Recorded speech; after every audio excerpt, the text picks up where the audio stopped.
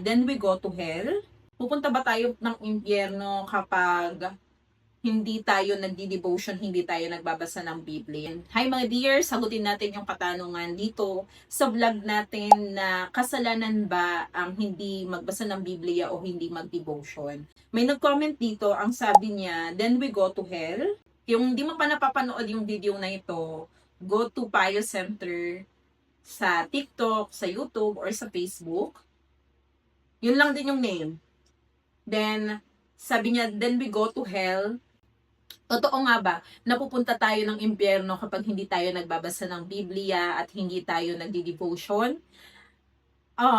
Hindi natin kasi pwedeng ibase ang kaligtasan natin patungkol sa pagbabasa ng Biblia o pagdi-devotion. Oo, mahalaga ito, pero ang tandaan natin, ang pananampalataya natin kay Jesus, ang pagkakaroon natin ng kaligtasan. So, ibig sabihin, our faith in God ay yun ang dahilan kung bakit nagkakaroon tayo ng kaligtasan, hindi pagbabasa ng Biblia, hindi pagdi-devotion. Pero, kung hindi ka pa namatay after mong tanggapin si Jesus Christ, di ba? Dapat lang na mas kilalanin natin siya. Dapat lang na magkaroon tayo ng conversation sa kanya. Parang pag in love ka, na gusto mo yung tao, minessage mo, di ba gusto mo i-message siya ng paulit-ulit at mag-reply siya, magkaroon kayo ng communication. So, ganun din sa Panginoon.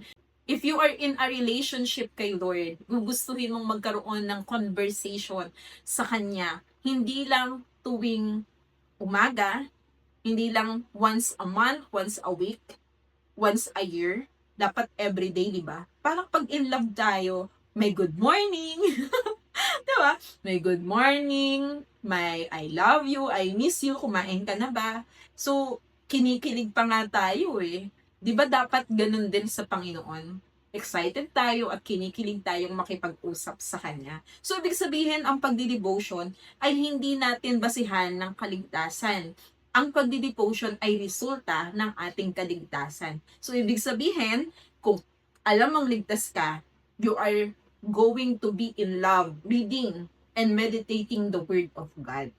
You're not going to hell kung hindi ka nakapagbasa ng Biblia. Pero kung alam mo nang kailangan mong basahin yung Biblia at i-meditate, kasi utos yun ng Diyos eh. Diba? Kaya nga napahamak si Eva at Adan. Kasi nga, hindi sumunod sa utos ng Diyos. So, panoorin nyo na lang din yung part ng video na kasalanan, ang tunay na meaning ng kasalanan ay hindi talaga pagsunod sa Panginoon. If you have conviction na magbasa ng Biblia, mag-meditate ng Word of God, mag-devotion, tapos hindi mo pa rin ginagawa, therefore, nagkakasala tayo. Ang good news, hindi pa huli ang lahat.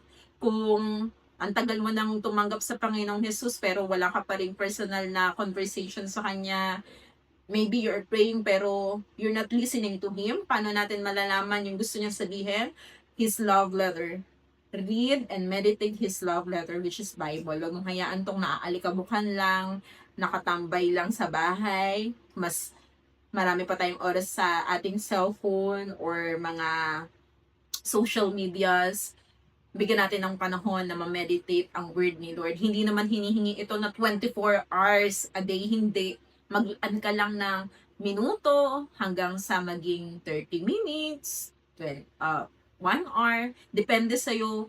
If you are going to love the word of God, He is going to reveal sa buhay mo kung sino talaga siya. Kasi doon mo malalaman kung sino talaga siya. And if you are in a relationship sa isang tao, di ba mas gusto mo siyang mas makilala? So it's time for you na mas kilalanin ang in relationship natin na hindi tayo iiwan kahit na kailan.